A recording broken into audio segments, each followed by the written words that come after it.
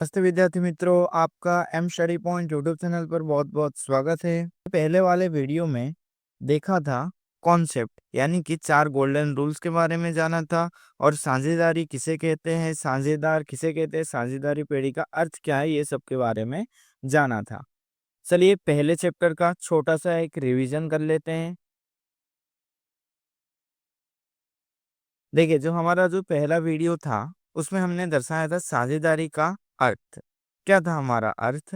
भारतीय साझेदारी कानून 1932 की कलम नंबर 4 के अनुसार करार करने योग्य हो ऐसे दो या दो से अधिक व्यक्ति, क्या हो, दो या दो से अधिक व्यक्ति लाभ कमाने के उद्देश्य से कानून के अनुसार यानी कि कानून के अनुसार धंधा करे तो उसे क्या कहते हैं? हम साझेदार कहते हैं। ठीक है, तो साझेदारी में जुड़े हुए प्रत्येक व्यक्तियों को क्या कहते हैं? हम लोग साझेदार कहते हैं। ये इसका पूरा विस्तार में हमने वीडियो पहले वाले वीडियो में देखा था। उसके बाद हमने सीखा था 4 गोल्डन रूल्स। क्या देखा था हमने? 4 गोल्डन रूल्स, यानी कि अगर ये चैप्टर आपको करना है तो आपको 4 रूल्स आने चाहिए। ठीक है, जो पहला वाला जो रूल्स था हमारा, क्या था? यदि प्रति मास के प्रारंभ में आह प्रति मास के प्रारंभ में आहरण किया जाए तो n बराबर हमें कितना लेना है? 78/12। यदि प्रति मास के अंत में, किसमें भाई? अंत में आहरण किया जाए तो n बराबर कितना लेना है? 66/12। मान लीजिए कि अगर प्रश्न में ऐसा बोल दिया होगा कि मध्य में, क्या किया होगा? मध्य में, यदि प्रतिमास के मध्य में आहरण किया होगा तो क्या ले लेंगे हम लोग? 72/12। देखिए, ये किताब में नहीं है, फिर भी अगर मान लीजिए एग्जाम में आया था तो आप ये n बराबर ले सकते हैं। कितना? 72/12। ठीक है, चलिए पहला रूल हमारा कंप्लीट हुआ। दूसरे रूल की तरफ, कमीशन की गणना क्या करनी है? हमें कमीशन की गणना करनी है। तो कमीशन की गणना दो प्रकार से होती है। पहला, अगर प्रश्न में क्या हो, 2 बार कमीशन शब्द का उल्लेख हो तो क्या किया जाएगा? कमीशन बराबर यहाँ पे कुल लाभ गुने में कमीशन का प्रतिशत बट्टे में 100 प्लस कमीशन का प्रतिशत। ठीक है, अगर मान लीजिए कि हमें क्या करना हो? मैनेजर का कमीशन ज्ञात करना हो। क्या ज्ञात करना हो? हमें मैनेजर का कमीशन ज्ञात करना हो तो हम क्या ज्ञात करेंगे? लाभ गुने में कमीशन का दर। क्या ज्ञात करेंगे? लाभ गुने में कमीशन का दर।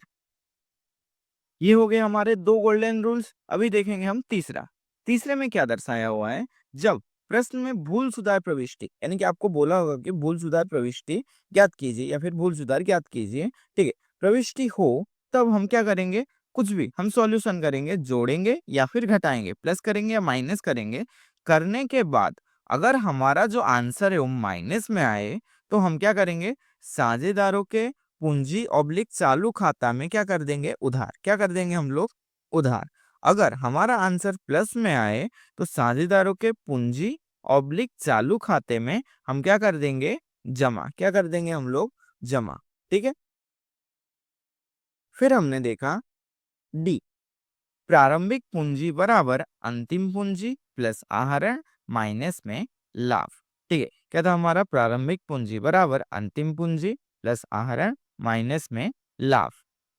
चलिए अभी देखिए, हमने छोटा सा रिवीजन कर लिया। चलिए अभी क्वेश्चन नंबर 3 का पहला देखते हैं। देखिए, आपके जो बोर्ड के एग्जाम में जो क्वेश्चन आएंगे वो क्वेश्चन नंबर 3 में से ही आएंगे। क्वेश्चन नंबर 3 में टोटल 1 से लेकर 11 तक के सवाल है। ठीक है, यहाँ से 1 से लेकर कितने तक के सवाल है? पूरे 11 सवाल है। 11 में से कोई भी एक सवाल आ सकता है और ये बहुत ज्यादा इंपॉर्टेंट है। ठीक है, चलिए अभी देखेंगे हम क्वेश्चन नंबर 1। क्वेश्चन नंबर 1 में क्या बोला गया है? एक साझेदारी पेड़ी में से प्रति मास के अंत में एक समान रकम का आहरण करता है। यानी कि एक साझेदार है जो क्या करता है? प्रति मास के अंत में एक समान रकम का क्या करता है? आहरण करता है। यानी कि प्रति मास हर महीने क्या करता है? वो आहरण करता है। वर्ष के अंत में कुल वार्षिक आहरण कितना हो गया उसका? 12,000 हो गया। यदि आहरण पर वार्षिक दर 12% की दर से ब्याज वसूल करना हो तो उसे वर्ष के अंत में आहरण पर ब्याज की गणना कीजिए, यानी कि हमें क्या करना है, वर्ष के अंत में आहरण पर ब्याज हमें ज्ञात करना होगा। ठीक है, चलिए अभी सवाल को शुरू करते हैं। ठीक है, अभी हमें दिया क्या हुआ है कि वार्षिक आहरण हमें दिया हुआ है 12,000, दर हमें दिया हुआ है 12% और आहरण का ब्याज हमें पूछ रहे हैं। देखिए आपको पता ही होगा ब्याज के लिए एक हमारा नॉर्मल सा सूत्र है, पी बराबर, सॉरी पी नहीं, आई बराबर पी आर एन बट्टे में 100। ये क्या होता है हमारा आई, यानी कि ब्याज का फॉर्मूला है। ठीक है, सबसे पहले हम देखेंगे पी। पी मतलब क्या होता है, प्रिंसिपल। पी मतलब क्या होता है हमारा, प्रिंसिपल या फिर मूलधन। पी मतलब क्या होता है, प्रिंसिपल या फिर हम क्या बोल सकते हैं, मूलधन। ठीक है, अभी आर मतलब क्या होता है, दर या फिर रेट, रेट ऑफ इंटरेस्ट। एन मतलब होता है नंबर ऑफ ईयर्स, यानी कि समय। क्या होता है हमारा, समय, नंबर ऑफ ईयर्स हम उसको बोलते हैं। चलो देखिए, मूलधन कितना है, क्या हमारा 12,000 है, नहीं। ठीक है, 12,000 जो है हमारा क्या है, वो वार्षिक आहरण है। हमें सबसे पहले क्या याद करना पड़ेगा, मासिक आहरण। मासिक आहरण बराबर हम लिख सकते हैं 12,000, ये पूरा वर्ष का है, बट्टे में हमारा कितना मास होता है एक वर्ष में, 12 मास होता है, तो यानी क्या कर देंगे 12। तो हमें क्या मिल जाएगा, एक मास का आहरण बराबर कैलसी में हम करेंगे तो हमारा कितना आएगा, 1,000 रुपए। ठीक है, यहाँ तक हुआ। ठीक है, जो हमारा जो भी जो प्रिंसिपल है वो कितना हो जाएगा, 1,000 रुपए। अभी रेट यानी कि आर हमारा दर कितना हुआ है, 12%। और एन, देखिए सबसे पहले तो हमें जानना होगा एन कैसे ज्ञात करेंगे। हमने पहले वाले वीडियो में देखा था और अब भी हमने जस्ट रिवीजन किया कि एन अंत में अगर लिया हो तो हम क्या ले लेंगे, 66/12। कितना ले लेंगे हम, 66/12। तो सबसे पहले लिख लेते हैं, पी हमें दे दिया, हमने ज्ञात किया 1,000, आर हमने ज्ञात किया 12%, एन हमारा है 66/12। कितना हो जाएगा, 66/12। ठीक है, चलिए आंसर लिखते हैं। आई बराबर पी यानी कि 1,000 गुने में 12% गुने में एन कितना है भाई, 66/12। ठीक है, चलिए सॉल्यूशन करते हैं। तो हमारा आंसर आ जाएगा 660 रुपए। ये क्या हो जाएगा हमारा आहरण। हम लिखेंगे आहरण पर ब्याज बराबर 660 रुपए। क्या हो जाएगा हमारा, 660 रुपए। ठीक है, एक बार फिर से रिवीजन कर लेते हैं। ठीक है, सबसे पहले हमें दिया था वार्षिक आहरण। हमें वार्षिक आहरण से हमारा काम चलता नहीं, इसके लिए हमने क्या ज्ञात किया, मासिक आहरण ज्ञात किया। हमारा मासिक आहरण आया 1,000। ठीक है, दर हमारा आया 12%। आहरण पर ब्याज हमें ज्ञात करना था, तो नॉर्मल ब्याज के सूत्र से हम ज्ञात कर सकते थे। आई बराबर पी आर एन बट्टे में 100।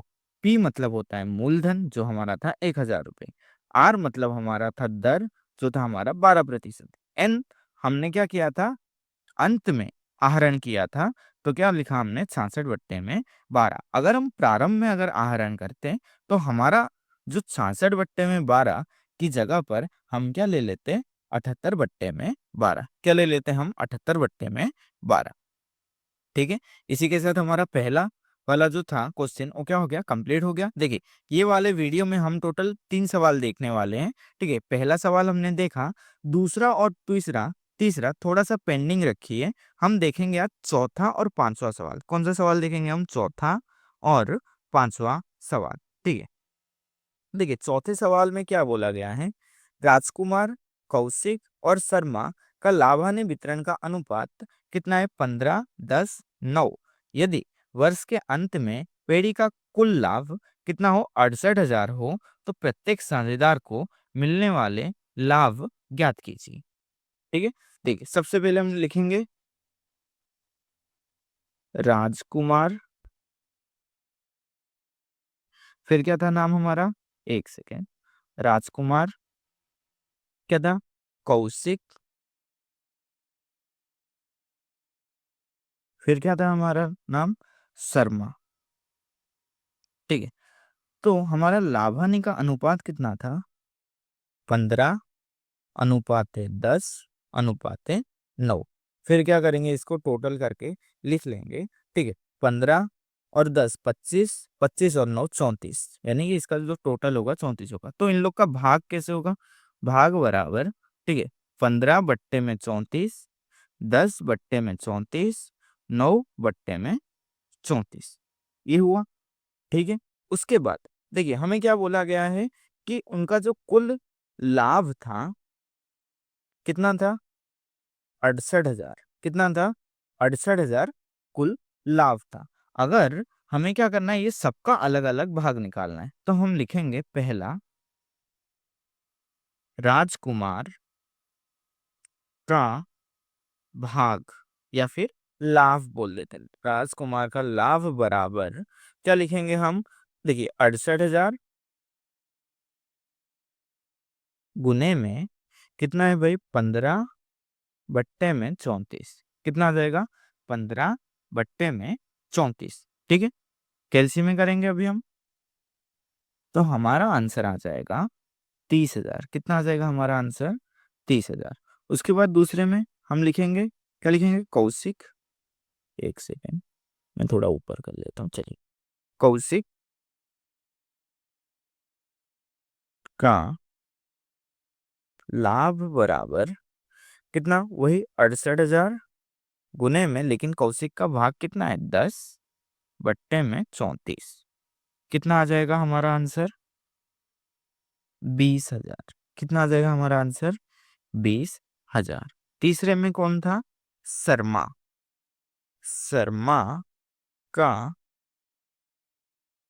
लाभ बराबर 68,000 गुने में 9 बट्टे में 34। तो हमारा आंसर आएगा 18,000। ठीक है, देखिए राजकुमार का भाग कितना आ गया? 30,000। कौशिक का भाग कितना आ गया? 20,000। शर्मा का भाग कितना आ गया? 18,000। देखिए हमें सिर्फ क्या बोला गया था कि हमें किस प्रकार लाभ बांटना है, या फिर हमें लाभ ज्ञात करने के लिए बोला गया था प्रत्येक साझेदारों का। ये 3 साझेदार है, पहला, दूसरा, तीसरा, राजकुमार, कौशिक, शर्मा। राजकुमार को मिलेगा 30,000, कौशिक को मिलेगा 20,000 और शर्मा को मिलेगा 18,000। देखिए ध्यान से सुनिए, साझेदारों के बीच में जो लाभ होता है वो हमेशा लाभ हानि के प्रमाण में ही बांटते हैं। अगर आपको सवाल में पूंजी का प्रमाण दिया हो तो आपको क्या करना है? अवॉइड करना है, हमें पूंजी के प्रमाण में नहीं बांटना है। अगर पूंजी का प्रमाण भी दिया हो, लाभ हानि का प्रमाण भी दिया हो, तो हम क्या ज्ञात करेंगे? लाभ हानि के प्रमाण से लाभ को बांटेंगे। अगर मान लीजिए पूंजी का प्रमाण दिया हुआ है और लाभ हानि का प्रमाण नहीं दिया हुआ है, तब हम ऐसा मानेंगे कि लाभ हानि का जो प्रमाण है वो समान है। क्या है वो? समान है, और उसको समान हिस्से में बांटेंगे। ठीक है, चलिए अभी नेक्स्ट सवाल की ओर अगर आगे बढ़े, तो क्वेश्चन नंबर 5 में हमें क्या बोला गया है? देखिए क्वेश्चन नंबर 5 में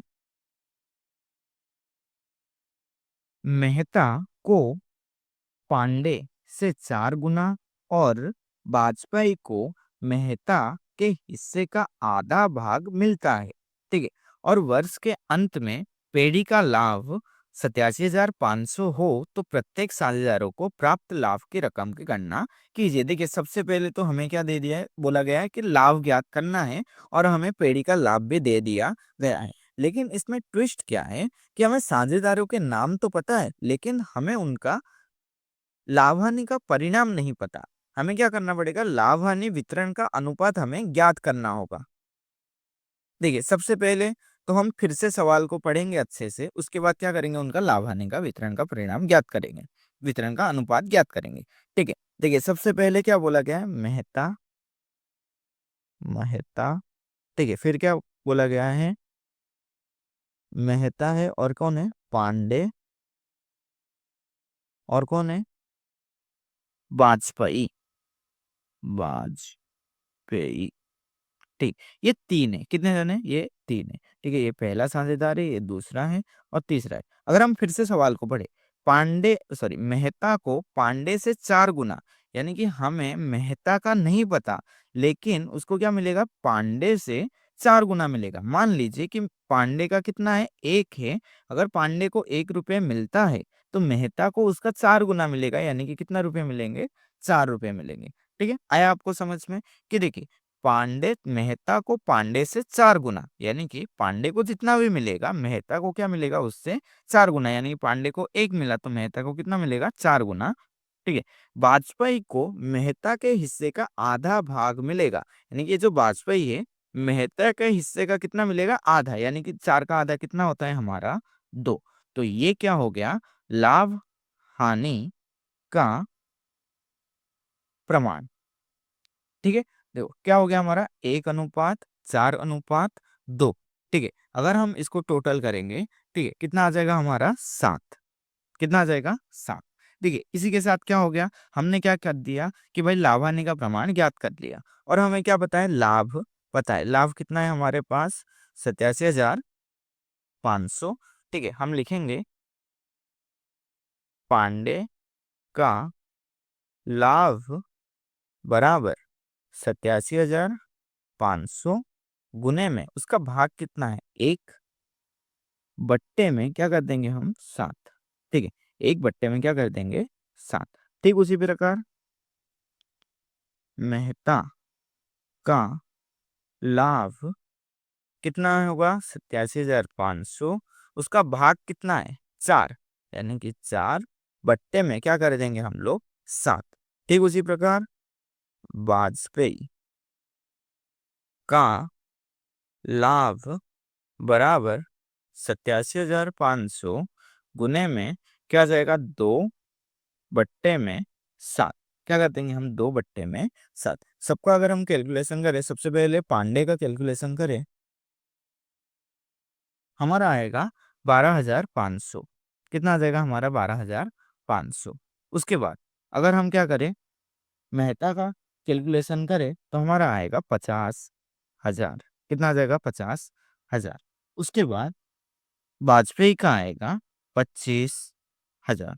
ठीक है, तो ये क्या था, लाभ हानि का प्रमाण था। ये हमने किया क्वेश्चन नंबर 5। ठीक है, सबसे पहले हमें लाभ हानि का अनुपात नहीं पता था, हमने सबसे पहले क्या किया, लाभ हानि का अनुपात ज्ञात किया। फिर लाभ हमें दिया हुआ था, फिर क्या किया, ये लाभ को हमने क्या कर दिया है, बांट दिया है। ठीक है, इसी के साथ हमारा ये जो सेकेंड वाला जो वीडियो था ये यहाँ पे खत्म होता है। आप स्क्रीनशॉट ले लीजिए बारी बारी करके।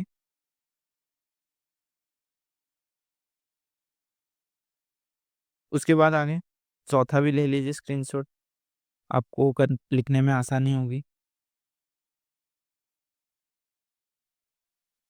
चलिए, मिलते हैं अभी नेक्स्ट वीडियो में।